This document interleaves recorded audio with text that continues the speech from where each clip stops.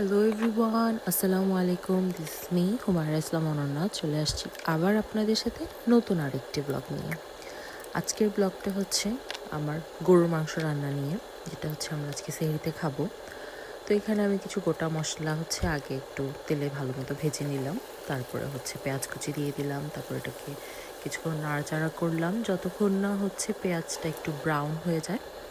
তারপরে এটার মধ্যে হচ্ছে পরিমাণ মতো বেসিক মশলা, আদা রসুন বাটা, হলুদ গুঁড়া, মরিচ গুঁড়া, তারপর হচ্ছে একটু গরম মশলা গুঁড়া, একটু জিরা গুঁড়া, সব কিছু মিক্স করে আমি একদম আমার আন্দাজ মতো দিতেছি। কোনো ধরনের এরকম নাই যে এক চা চামচ দিতে হবে, 2 চা চামচ দিতে হবে।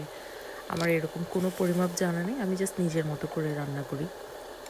তো এখানে হচ্ছে আমি তারপর মশলাটাকে কষাচ্ছি। আমার কাছে মনে হয় যত মশলা বেশি কষানো হয় রান্না তত বেশি মজা হয়। তো এই যে কষাচ্ছি কিছুক্ষণ হচ্ছে মশলা কষাবো। কষানোর পরে দেন হচ্ছে মাংসগুলো ঢালে দিব। চলেন মশলা আগে ইচ্ছা মতো ভালো মতো কষাই।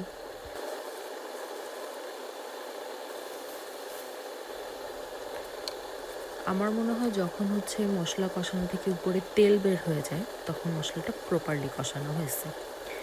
তো আমি হচ্ছে কষাইতেছি। এটা আমি শিখছি আমার আব্বুর কাছ থেকে। আমার আব্বু খুবই ভালো কুক ছিল, সে অনেক মজা রান্না করতো। তো আব্বু যখন রান্না করতো তখন হচ্ছে আমি এরকম দেখতাম, তো এখান থেকেই শেখা। তারপরে আমি হচ্ছে এখানে মাংসগুলো ক্লিন করে রাখছিলাম, সেই মাংসগুলো হচ্ছে এখানে ঢেলে দিতেছি। দেওয়ার পরে এই মাংসটাকেই পুরা মশলার মধ্যে মাখায় এই মাংসটাকেই কষাবো। এখানে কোনো পানি দিব না, কারণ মাংস থেকেই হচ্ছে নিজের একটা পানি বের হবে। ওই পানিতেই মাংসটাকে আগে ভালো মতো কষাবো। কষানোর পরে আবার আসতেছি।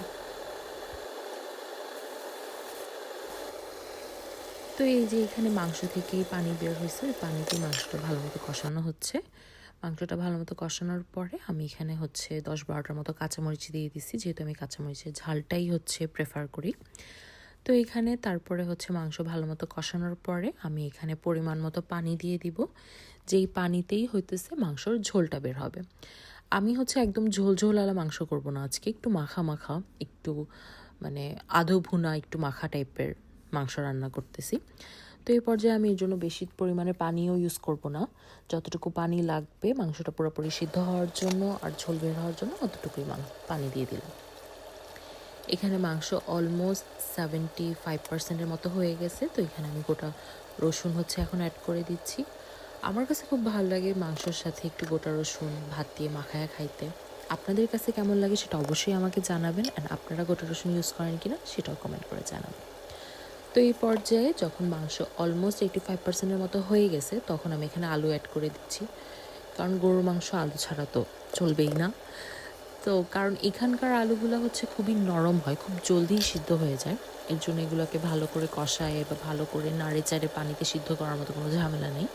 খুব অল্প সময়ে আলুগুলো খুব ইজিলি নরম হয়ে যায়। তো এখানে আমার রান্না অলমোস্ট শেষ।